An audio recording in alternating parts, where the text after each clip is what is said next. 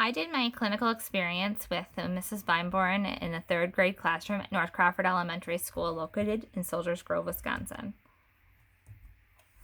The school's mission statement is large school opportunities, small school value.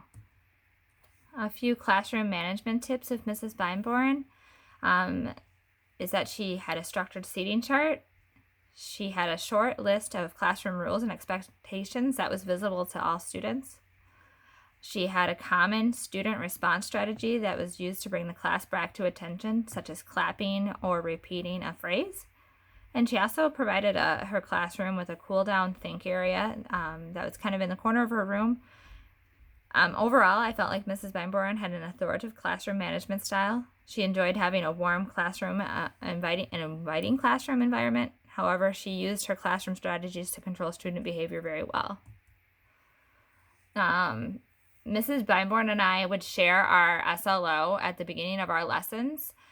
We were very similar in that thinking. Mrs. Beinborn did tell me that with their math curriculum, they are using the lesson planning as built in, and it has been advised that they follow the plan as it is because it's been noted to be very successful in scaffolding content as well as reaching all of the Common Core state standards. Because of this, Mrs. Beinborn writes very little for lesson plan, however, uses her curriculum manual as a guide. She also does provide herself with notes within the sections to ensure teaching is being her teaching style is being met, and also the accommodations for all student needs. Instruction tips.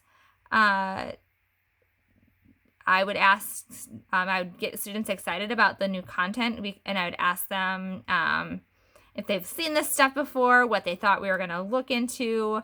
Mrs. Beinborn would also ask questions if they could guess what the lesson was about, if they could maybe solve problems before diving into the lesson.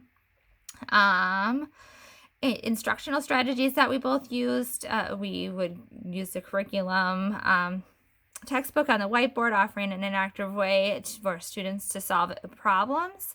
Mrs. Beinborn also paired students together for paired learning and sharing.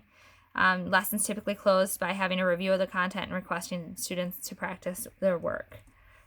Assessment strategies, we did formative assessments by thumbs up, thumbs sideways, and thumbs down while the lesson was being introduced.